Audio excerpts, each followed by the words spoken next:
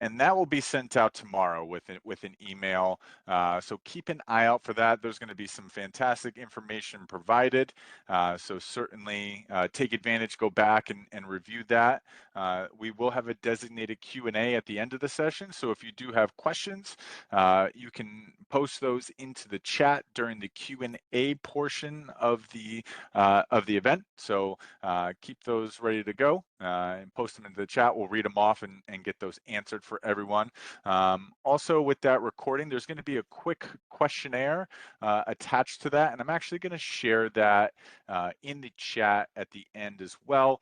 We're constantly seeking your feedback, students and alumni here at WGU. We want to make sure that we are putting employers that you're interested in front of you. So it should take you no more than 2 minutes to fill that out, but value your opinion as students and alumni here at WGU. So certainly take the time, fill that out. So like I said, fantastic session ahead of us. None of you came here to listen to me talk. So what I'm going to do is pass it over to the GEICO team. James, I'm going to pass it over to you.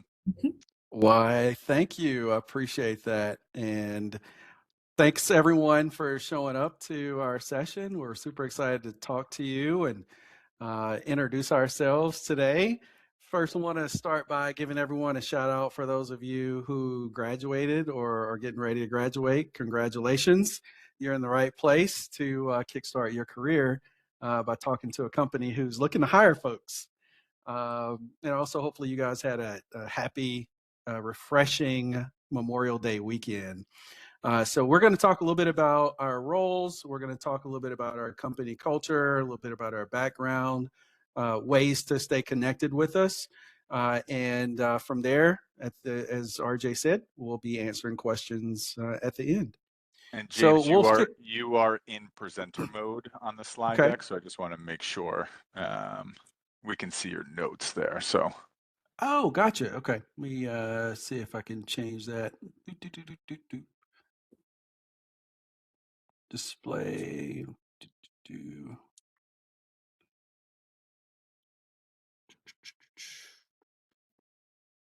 Not seeing where I can change that. Tell you what. One second.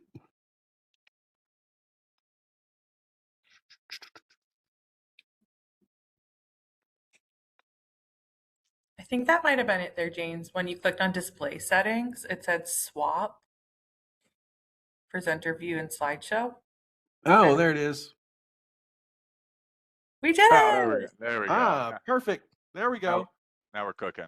Real time. Thanks. All right, well, we'll kick it off with introductions. So my name is James, recruiter here at GEICO. This is my 14th year here at GEICO. I started in sales in Georgia and then transitioned to Indianapolis and worked in talent acquisition. I currently reside in Houston, where I do interviews, I attend career fairs, show up to events like this, and then primarily interview and hire for our operations roles, so our leadership development program, which we'll talk a little bit about. And then as far as hobbies, one of the things I enjoy doing when I'm not working is cycling and just going around different parts of the city, things like that. So that's a little bit about me. I'll pass it over to Quentin. Oh, perfect. Thank you, James. My name is Quentin. I reside in Tampa, Florida. I do all of our operation roles here in Tampa. I work closely with our sales department specifically, but I also cross recruit as well for our claims and our service departments as well.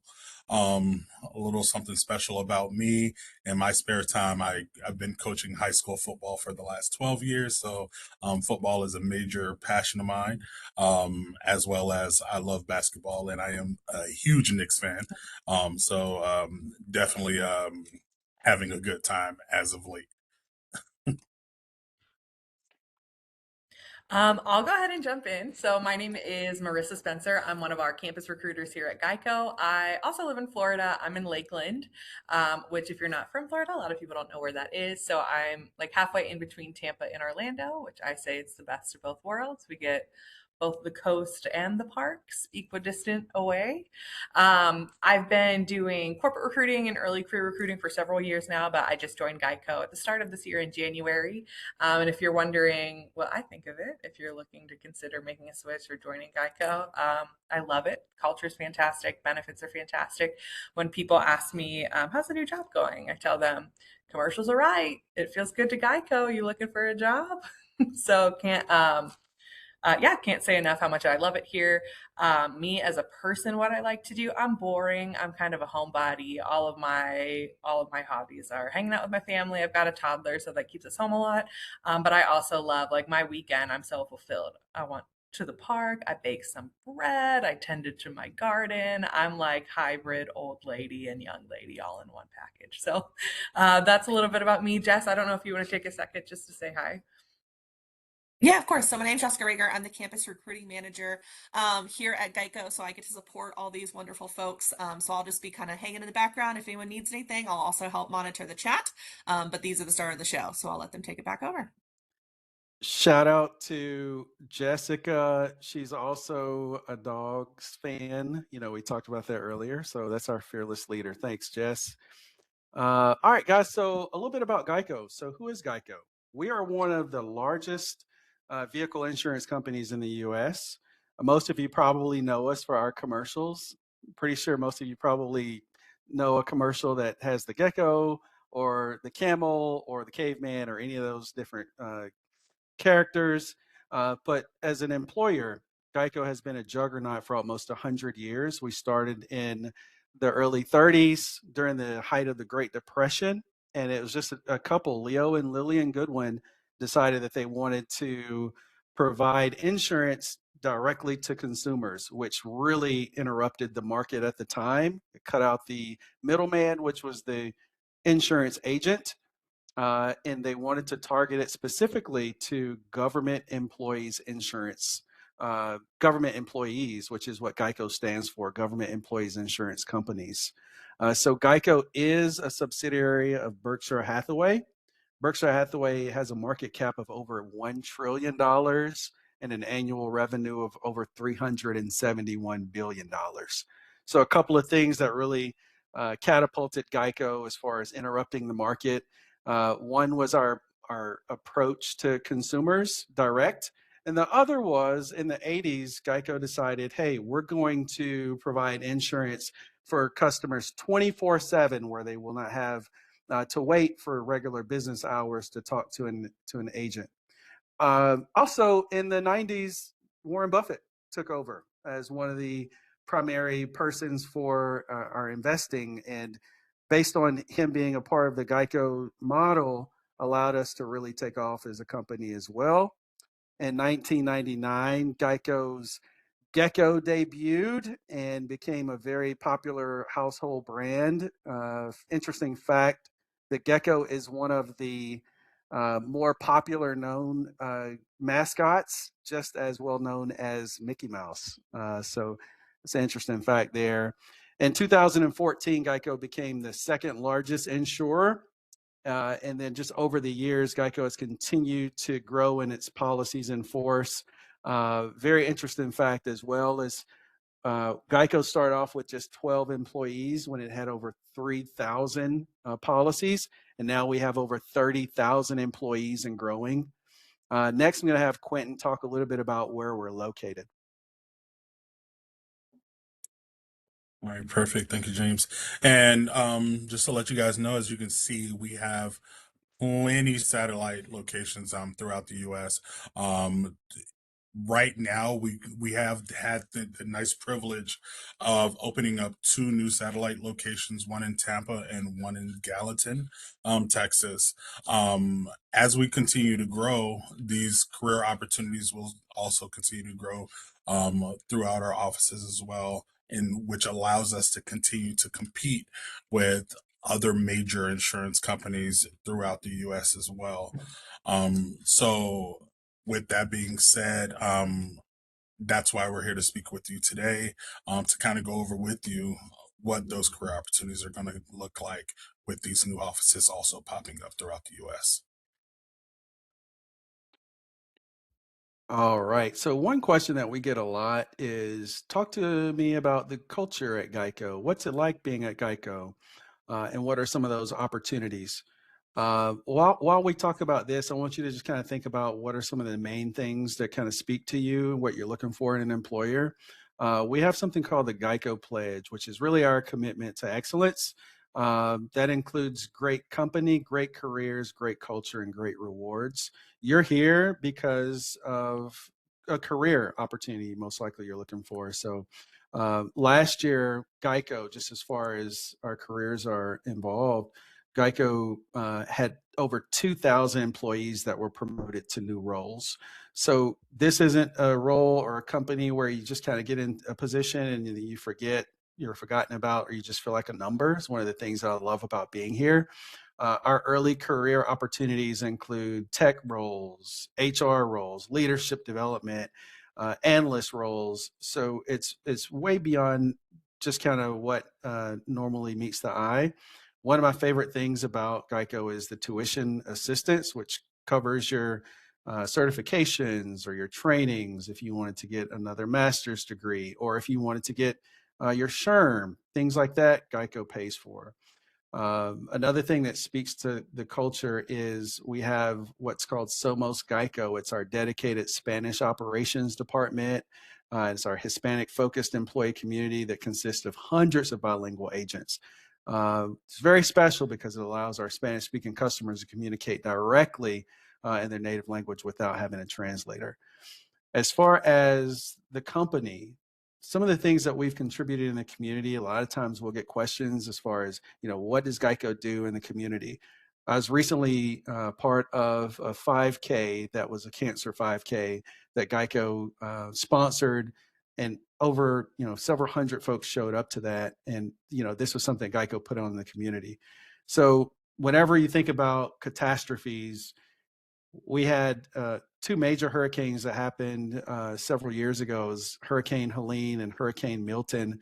Geico donated $500,000 to the American Red Cross during both of those, and then donated another almost $250,000 to Feeding America for pantries and food banks. So there are tons of different things that Geico's done in the community that really shows that it's not just a place to come work, but it's a place to also impact the community. A couple of other things. Geico was recognized as one of the top places to work, best employers for tech and Time Magazine in 24. And then last year, Geico was a recipient of the Latino 100 Award. So lots of really great things happening there. I'm going to pass it over to Quentin to talk a little bit about the total rewards package. Yeah, and just kind of diving in as well. James spoke about our Strive program, but that's not the only thing that's offered to you as in terms of benefits here at Geico. We have an amazing 401k plan that matches actually 6% of whatever you put in as an employee, which is really incredible. As well as we do with our medical, dental, and vision insurance, we offer benefits starting day one as well for that. We have a great paid vacation and PTO program as well. And when we're looking at training and what we invest in our employees as well, we do pay for your training. We also pay for any licenses as well that are required for you to work here with us at Geico. We also do care about work-life balance as well with our employees here at Geico. We want to make sure that when you do have to come in office and work for us, that you get all of the amenities that you would get if you were working from home. So we do have really nice fitness centers throughout a lot of our locations, as well as credit unions on site, and also have on-site cafeterias as well for our employees. We have amazing mentorship programs as well to, allow you to grow within whatever department that you want to grow in here at Geico. And one of my favorite things I love to tell my candidates is numbers do not lie here at Geico. So performance-based performance promotions are a real thing here. If your numbers are where they're supposed to be, we do make sure that you have every opportunity to grow within the organization as well. And once again, like I said, we do want to make sure work-life balance is a priority, prioritized for every one of our employees. So mental health and physical health is a huge thing for us as well. All right, a little bit about our employee resource groups. Some people call them RGs, we call them ERGs. We also have what we call GEICO Cares. So one thing that we've learned and data has shown that people who are looking for a career don't want to just show up to work and go home, but they want to feel like they're working for an employer that really is going beyond just that. So, hey, what are we doing in the community? What is our sense of belonging? One of the things that I'm very proud of working at GEICO is our commitment to inclusivity and promoting diversity. So GEICO sponsors employee resource groups to provide spaces where all associates can come together to explore and foster a culture of belonging through engagement, lots of community outreach and volunteer opportunities.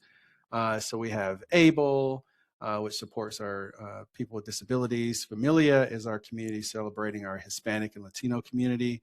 Go Bold empowers our Black and African American community. And then we also have our AAPI, that's our Asian American, Native Hawaiian, and Pacific Islander ERG.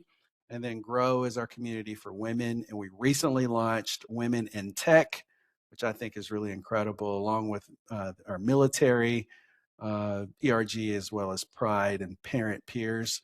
So GEICO Cares is our dedicated community and volunteerism program. And the cool thing about this is associates can participate in community involvement and then also enjoy paid leave when they volunteer for GEICO Cares events. So it's not like you have to go and volunteer and then you're taking a hit on your time. You're actually getting paid for that and there's time allotted to that. So a little bit about our employee resource groups, which really speak to the culture. And so from here, we do want to, kind of get into the full nitty gritty of going down and kind of talking to you about the opportunities that are offered to you here at GEICO. So just looking at some of our current full-time openings that we have here at GEICO, we're looking at our leadership development program, which you're going to hear about today, as well as our sales positions, service positions. We have physical damage roles here, personal injury protection, also known as PIP. We also have a few commercial roles as well, whether it's commercial sales, commercial service, just surrounding anything commercial wise. Like we spoke about as well, we do have quite a few bilingual Spanish speaking positions as well. And some of the main locations that we will be speaking about as well would be Houston in the Dallas, Texas area, the Tampa, Lakeland area as well. Tucson in our Melville area, as well as our Marlton, New Jersey area, and Fredericksburg, Virginia area. And to kind of go over with you just a little bit about our associate positions. These are our full-time roles.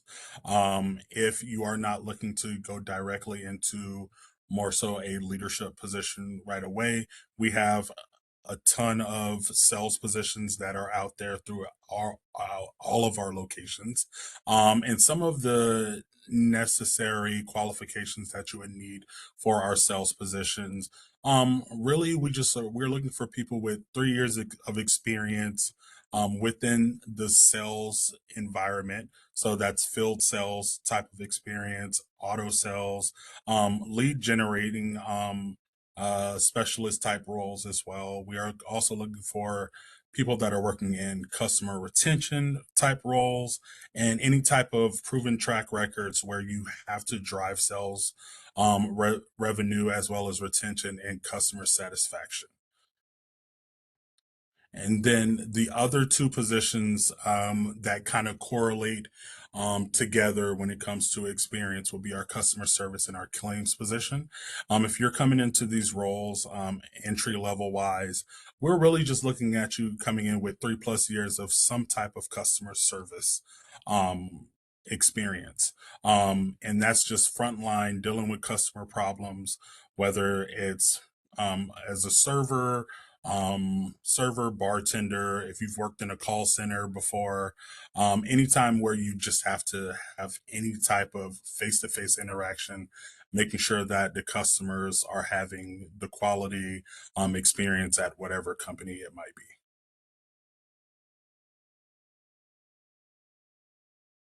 All right, now we're going to talk a little bit about our leadership development program.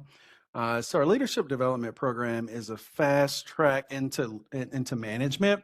So think about it as an on-ramp to becoming a supervisor, which is the first level of leadership. So you're brought into the team with the sole intent of being trained and prepared to oversee and mentor a team of associates. So if you're interested in supervision, if you're interested in driving results, if you're interested in driving teams, that's what our leadership development program prepares you for. So mostly our roles are 1 to 2 years. And instead of you working in a role and then eventually trying to wait to see if you meet all the requirements to move up, this program is going to be designed with rotations in place that lets you see kind of what your end result's going to be. At least you know what it is whenever you start. So you're going to work very closely with mentors, with leaders. You're going to have one-on-ones with your mentors and leaders. You'll also interact, most cases, with folks who have already went through this program that are already supervisors or managers or even directors. As an LDP, what you'll do is you'll learn kind of how the business goes, how we manage, and then you'll learn the actual department that you'll work in. You'll do some of the job that you'll eventually lead. So we're not going to just throw you in and tell you, hey, listen, we want you to oversee a team. No, you're going to work in that position that you'll eventually lead. So Quentin was talking a little bit about sales and customer service and claims. Well, what you can do first if you want to be, say, a supervisor in our leadership development program for sales, then you're going to work in sales for a period of time and show that you can sell policies and then meet the goals and KPIs there, and then eventually rotate to what it looks like to lead and manage a team. So that means that you're going to be shadowing someone who's leading and managing a team. You'll learn how they do it, and then slowly you'll be given some of those leadership training and development tasks. So you may be a part of forums, you may be a part of different leadership seminars, you may work on different leadership tasks. And a couple of the key components that we're looking for in an ideal LDP is ownership, adaptability, leading others, and then also just willing to elevate and motivate the people around you. On average, the range for pay, I love that Geico, we have pay transparency. So we don't send you through the interview process. You don't know what the pay is. Depending on where you are, whether it's maybe Tucson, it's around the mid to low 50s starting off. And then other areas, it's closer to 70. So it's 68,000. That's a general range for the starting pay for the program. As far as what's required to be eligible to apply to these roles, you need to have a college bachelor's degree at least, or be approaching graduation within the upcoming semester. So most of you all check that box. So if you're looking to apply to one of our LDP roles, say for example, one that's posted right now, you would need to be graduating this spring semester or summer. So if you have a passion for leading and motivating others, if you have at least half a year's worth of leadership experience, that could involve group projects, it could involve capstone projects. We've hired a lot of student athletes. I'm a former student athlete, and I believe most of our team are student athletes that are on this call. You get a chance to exercise teamwork and, again, competing and driving results. If you're a shift lead, maybe a part-time associate where you're the key holder at a retail store or even a restaurant where you've had teams of individuals where maybe you Maybe you've worked on accountability conversations with maybe people on the team that were showing up late, or maybe in your group project, someone wasn't carrying their weight. If you can speak to those things, that's what we're looking for. So driving value. So you'll be using data-driven insights to align actions with our strategic goals. You're going to be collaborating. So you're building and strengthening partnerships across our organizational lines. But the big thing you're going to do here, you're going to be empowering individuals and teams to achieve their best results. And I think that's a shared common goal at GEICO is, as Quentin mentioned, it is a meritocracy. So it's not necessarily based on who you know or how long you've been here. It's really what are you presenting and what are you producing? And if you're able to hit your goals and metrics and things like that, then you can expect to continue to elevate in your career. A little bit about the LDP early career trajectory. You start off as an LDP. We once called this supervisor in training, which is very similar to what it is. You're training to become a supervisor over a team of agents. Usually it's anywhere from 5 to 10 agents, depending on what line of business you're in, which we'll talk about here shortly. But the first thing you'll be doing as an LDP is you're getting your insurance license, is your property and casualty license. GEICO, we pay for that. Then you'll shadow someone that's working in the role. So if you are in sales or customer service or physical damage or any one of our lines of business, you'll learn that department. You'll learn what a day in the life is like in that department as well. And then you'll also learn the metrics. We are mostly call center type positions where the roles are mostly inbound calls, aside from a couple of other roles or lines of business. But in this position here, LDP, you're going to really learn the nuts and bolts of the department that you're in. And then during the rotation, our rotations normally are about, as I mentioned earlier, about a year to 2 years. You're going to rotate to what it looks like to lead and manage a team after you've learned the position. So you've shown that you can meet the goals and metrics. Now you get a team and you learn the key strategies for teaching your team how to drive results and key metrics and things like that. So once you've successfully worked as a supervisor, you can promote to manager. And there is, and a lot of times you guys will ask, but there is sort of a buffer there. So just like our leadership development program prepares you to be a supervisor, we have a manager prep program, which prepares you to be a manager. So that's kind of prepares you to oversee teams of supervisors. Now, it's not here on this deck, but the next trajectory for you after manager would be director. And director is the role where you're overseeing larger teams and leading even more leaders. And with each of these, you get more responsibility as well as more pay. And sometimes those opportunities could be in different cities. Now, as far as our different lines of business that we have for our LDP tracks, we have sales. If you like, overcoming objections, objection handling, asking for the sale. If you enjoy getting bonus, our sales department, you can earn up to $5,000 extra dollars a month based on your sales at the associates. If you're interested in investigating details and gathering facts, that's what our claims department will involve. Mainly claims and physical damage involves working with our vehicles, inspecting, assessing, negotiating coverages, going to different body shops, looking at photos, determining, hey, we're going to pay for this, or the car is a total loss. That's what a physical damage adjuster does. And our customer service department deals with overseeing payments, policy changes. Maybe a policy holder wants to add a driver to their vehicle. That's what our customer service department is responsible for. Some of you have probably heard of PIP. That's our personal injury protection. What they'll do is investigate medical necessity. They determine, the validity of, if someone has an X-ray or an MRI or some bill associated with their accident injury. Our personal injury protection examiner will look at those demands and then determine if we're going to continue with those expenses and just what the validity of those are. We also have our bilingual department, which I spoke about earlier. It's our SOMOS. So that is basically all of the services that you see here, we provide those services in Spanish.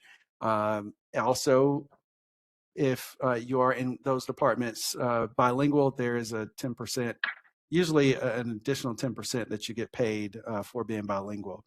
And then also we have our claims internship. Our summer internship is back, which is super exciting. So we have that right now that's launched in Florida as well as in Texas. They're going to be starting this summer. It's a 10-week paid internship, very immersive program where you get to rotate to different claims departments, understand the line of business, and it's a soft on-ramp to our LDP program. So that's a really great opportunity to kind of get your feet wet and really learn about the business for a summer before you actually get potentially an offer for the full-time role. And our commercial department manages small business sales and service. So if someone has a small barbershop or a landscaping business or food truck or something like that, and they want to get the support, we have our commercial department that we hire for as well in our LDP track.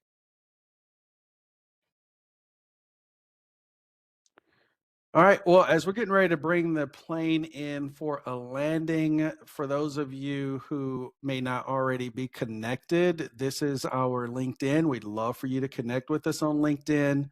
Also, this is our careers page. If you are interested in one of the roles that we've talked about, we're about to open it up for questions, but please go ahead and connect with us here. And a lot of the roles that we probably didn't even mention are also here.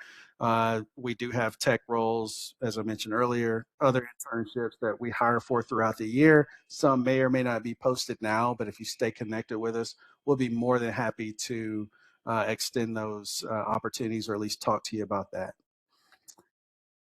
All right. Well, that's it on my end. Any final words from recruiters or anyone on our team before we open it up for questions?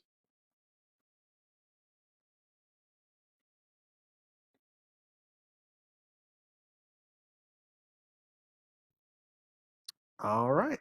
Well, thank you guys. Awesome. Thank you. Right now, we're going to open it up for questions. So if people do have questions, feel free to post those into the chat. Just a reminder, the session is being recorded. That'll get sent out sometime tomorrow. Also attached to that recording is going to be a questionnaire. I'm actually going to post that into the survey. It's going to be posted into the chat right now. So feel free to fill that out for us. Like I said, constantly seeking your feedback as students and alums here at WGU. But from here, we'll open it up for questions. So if you do have questions, post those into the chat. I can kick us off, and this can go to any one of the panelists. As far as, you know, going through the process, are there particular things that really jump out to you about candidates that you know, let's say like really wow you? Okay, this really stands out to me as I'm going through and reviewing some of these applications. Would kind of love to hear what are some potential things that jump out to you all? I can speak specifically. So I recruit for our leadership development program that James definitely just covered a lot of detail for. But for us, it's so important that like think through what leadership means to be a leader with us here at GEICO. If you're going to grow a career, even if you just start as an associate, one of the biggest ways to grow is going to be a leader of people. So we're looking for, it doesn't have to be, you know, it's great if it's a leadership position where it was paid, where you are a team lead or a shift lead or a supervisor already. We just want to be able to see that you've had some experience where you've honed both of those hard and soft skills of leading a team. You know, it's going to be coaching. Like James said, it is mostly a call center environment. So it's a high volume of calls. It's really heavy metrics based.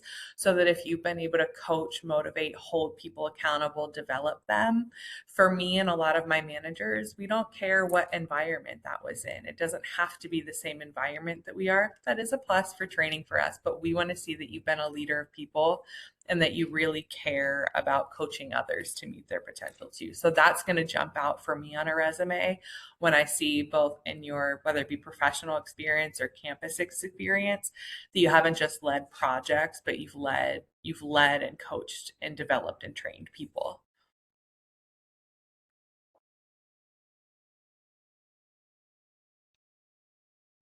And I think to speak kind of across the board too, we're a business that's a service and a business of people. So I think Quentin, you touched on this too about what sales customer service experience means. You haven't just sat at a desk in front of a screen. You've interacted with people, think through like claims or personal injury or something like that. A lot of times you're facilitating calls with people that's not on a great day. I always show people I have a scar on my arm here. It was not at fault, but I had GEICO at the time. I still do. And I had to work with our claims team and our PIP team to handle all of that.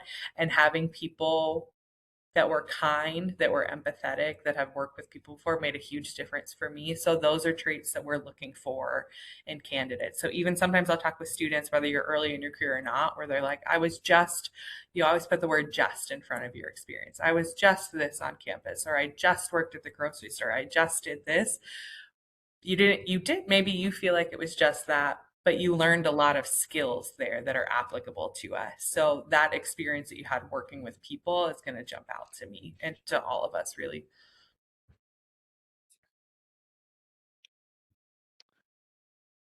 And Marissa, thank you for that. There were some questions that did come in through the chat. Trevor had one around IT roles. Do you have specific IT roles that you all actively recruit for? For those that might be seeking IT roles, is there specific areas that they should be looking for those opportunities? Would love to kind of get your feedback on that. Yeah, we normally hire for software engineer roles, early careers, normally later in the year. So they normally come available during the fall. So we have same way we have our leadership development program, which deals with operations. We have our technology development program, which is a 2-year rotation, where the first year you're really learning different projects and working with teams on what those look like. But yeah, what we normally have is a cybersecurity rotation, a data engineer. We've had that, and then also software engineer. In this last year of hiring, we actually opened up AI and machine learning as well under that technology development program. It is a great opportunity. We're not hiring for it right now, but we will normally post those in the fall. Awesome. Next question that came in, for candidates with experience in healthcare operations and Lean Six Sigma, what types of operations or business analyst roles tend to be the best fit at GEICO? Yeah, that's for what's the major? Healthcare? Just a background in healthcare operations. Yeah, so our roles that we normally hire for aren't always degree specific. So we've hired for all majors. It's been, MPAs. It's been healthcare as well. Now, I don't want to mislead you and tell you that you'd be working in a healthcare related role if you are hired in this position. But we also have our analyst development program. It falls under our corporate functions track. And in that is we have business analysts, pricing analysts, research and development analysts. So those would be some great roles. It's kind of where you'll be exercising skills like Tableau, Power BI, and R and SAS and Pass. So if you're familiar with those, then we'll train you.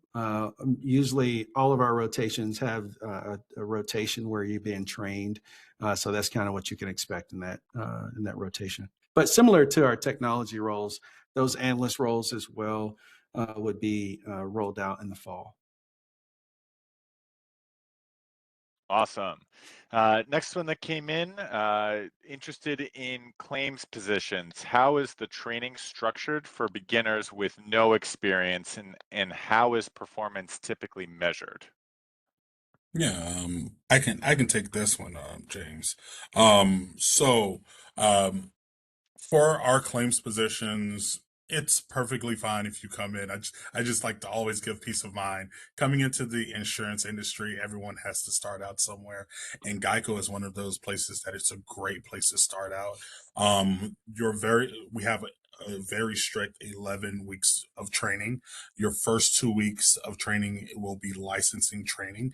We're going to get you fully prepared with a licensing instructor to get you prepped to get your a claims adjuster's license. They're going to go over reading material with you. They're going to do a lot of practice quizzes with you, and they're going to monitor your scores within those practice quizzes, just to make sure that you are on par, to make sure that once you do take that final exam, like we said, we do also pay for you to take that exam, that you are ready to take that exam. Um, Once you get past that portion and you do accomplish getting your adjuster's license, the next 3 weeks will be classroom based training where you're going to have a trainer there going over with you everything you need to know about being a claims representative here with us. You're going to do a lot of different workshops with a full class of team members. You're going to do a lot of reading material. So it's just kind of like getting yourself mentally prepared to be back in class as if you were in a college setting again. Once you're done with that 3 weeks, then the final 6 weeks is typically something that companies call a nesting period, where you're going to actually start taking live calls from our customers.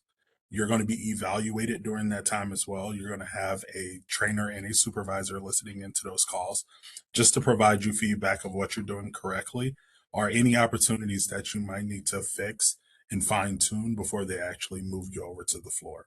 And then even once you finish up training and you move over to the floor, you're still in a team setting.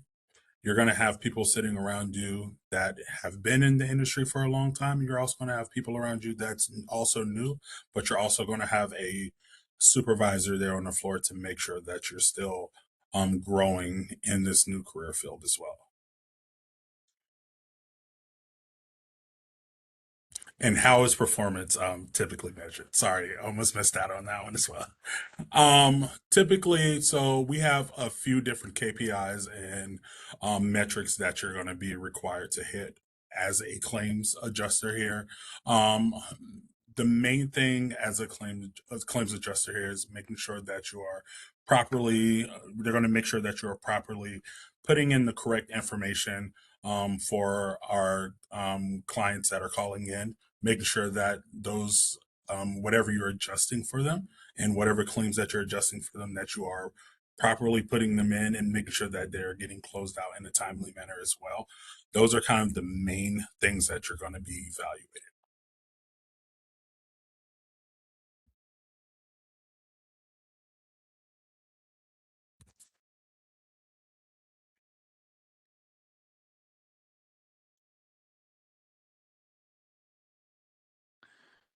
Um, and then Quentin, I don't know if you see that follow-up question in the chat.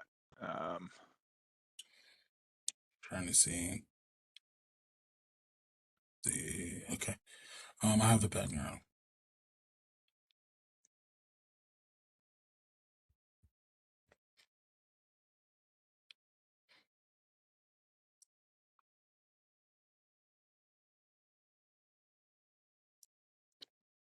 Um, I think that would be more so for our LDP side. Yeah, okay. Is it the question about talent development? Is that what we're talking about? Are we The looking? Are we looking at the one that's talking about their previous Yeah, so experience as a yep, senior claims? yep. So Pia's question, I have a background as a senior claims adjuster who transitioned into instructional design. Given that combination, is there an opportunity through this event to connect with someone on GEICO's learning and development team directly? So essentially Okay. connecting with individuals within the company. Yeah, I'd be happy to kind of chat with you and connect with you if you want to connect with me on LinkedIn. Send me a message.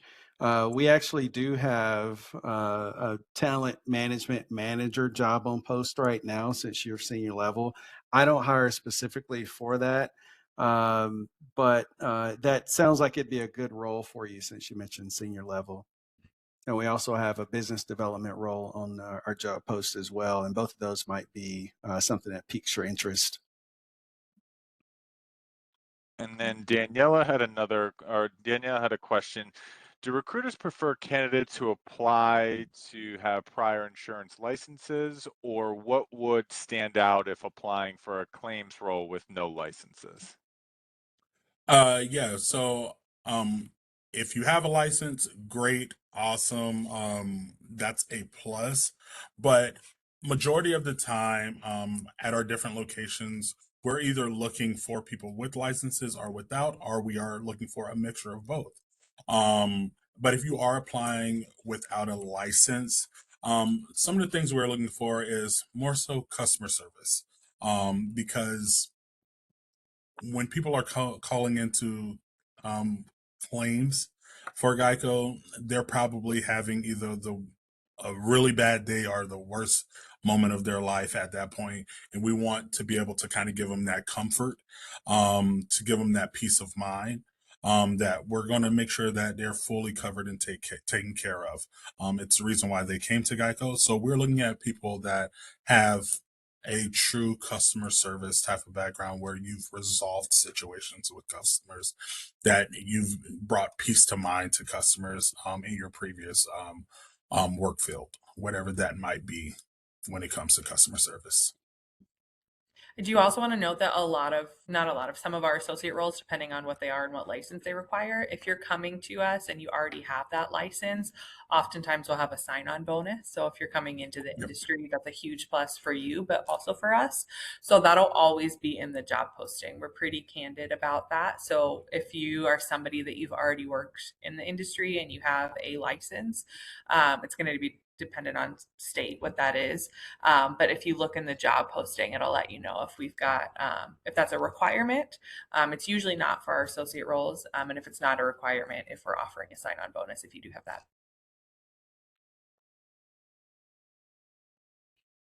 I did see someone else had a really good question Yeah, about the yeah, gecko. I did too. Promise.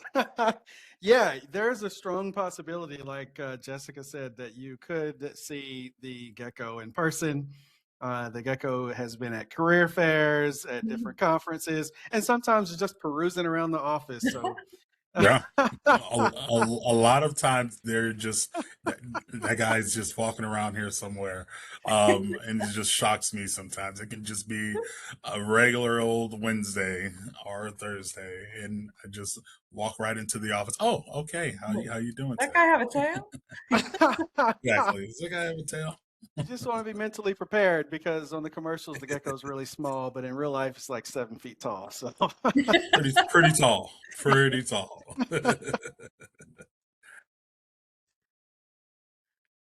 Another question that came into the chat: what distinguishes a good candidate from a great one on a resume or in an Oh. interview? I feel like this is like I think you're gonna get multiple different answers Yeah. from recruiters. yeah. I from my standpoint, honestly, um, when you are applying to a role and it's a specific role, um, make sure you are tailoring your resume to that role. That always stands out to me when someone has actually read the job description and they actually apply to the correct role using the correct resume. I always tell candidates you should probably have more than three resumes together when you are applying to roles. Your resume should tailor to the position that you're applying for. That's one of the biggest things that stand out to me specifically. I can speak a little bit to interviewing. So, and probably interviewing like from firsthand experience too. Like I said, I've only been here for about 6 months. So if you're job searching, I like recently went through that and know the stress that comes with both as a recruiter and as a recruitee, what that feels like. But my tip, like to myself and to others, is you're always going to be asked situational or behavioral questions in an interview because we want to see not just what would you do, but what have you done and what skills have you developed. So for me, think through like if you're applying to our leadership development program, I can almost guarantee you're going to be asked questions about situations you've been in as a leader. So we want to know, right? If I asked you, how would you handle a situation where you had to coach or hold an associate accountable? Everyone's going to say the best answer. I'm going to be empathetic. I'm going to do this. Like, hypothetically, you're going to be the best leader. And that doesn't mean that you're not. But if you can speak to me and show me, whether it be as a supervisor or maybe you were like the president of your club, if you can speak to, I had this situation. This is what happened. I had to have a difficult conversation and hold them accountable. Here's how I did that, and here's the outcome of that. That's going to speak a lot to me and to the hiring manager, who knows that you've already, like I said, you have some of those leadership skills that we're looking for. So I tell people, I also always think it's funny as a recruiter, the amount of times where someone has applied, I reached out to them, they schedule an interview with me. We get to the interview and they have questions like, what job is this again? Or which one is this? And I'm like, what? Like, but I also understand the high volume of jobs that you applied for. There's a lot of tools out there that can help you track your job search. So I'll tell you what I did. I used a job search tool, and every job that I applied for, I copied and pasted the job description into somewhere, because by the time you interview for that job, it might not be posted anymore. So you can't find, why did I apply to this? What were the specifics? But when you go to interview, if I can tell you know what this job is and you've prepared, I would say think through your greatest hits as a person, as a leader, as an employee that would apply to this job, because you're going to be asked questions that start with, tell me about a time, or tell me about a situation with this. If you've got 4 or 5 of your greatest hits in your back pocket that you can kind of tailor to the job, you're going to come across as confident. It's okay to say, hey, I need a minute to think about that.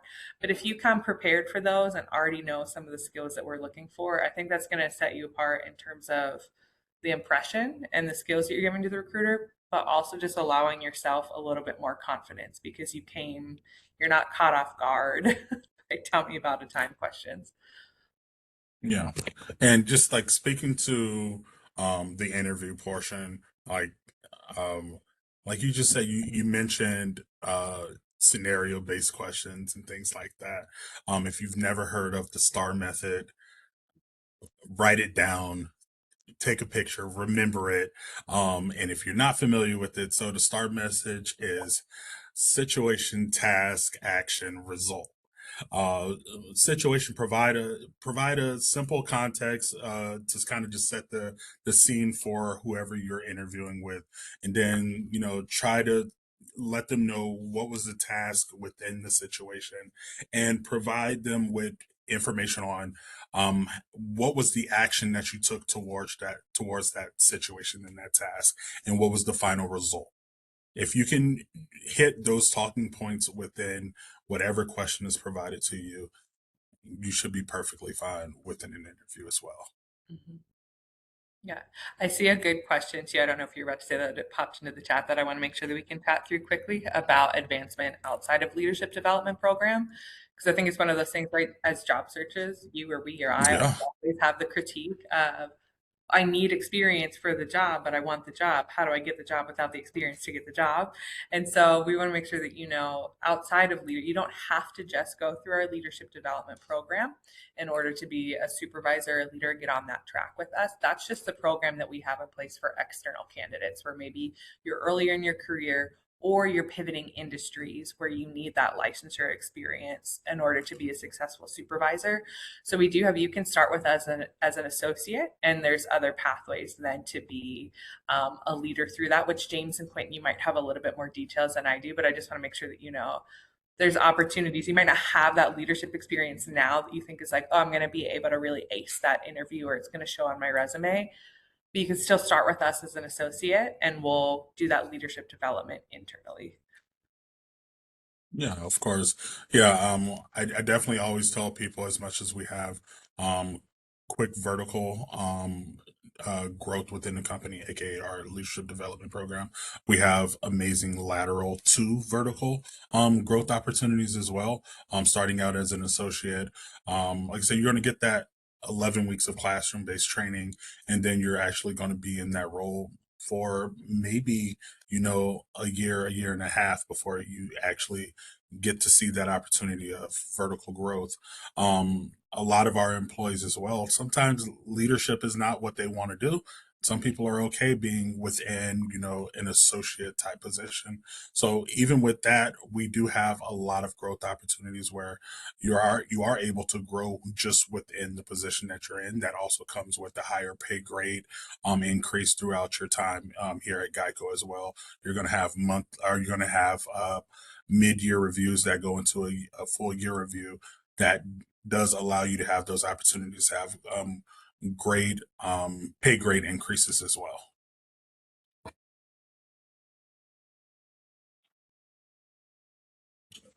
Fantastic. I just keeping a look at the time here. One, to the GEICO team, thank you for jumping in and presenting to us here at WGU. I wanted to give you all the last say here to kind of close us out. Any closing remarks, anything that you wish we had asked or you wanted to cover? I wanted to give you all the floor to kind of wrap up here for us.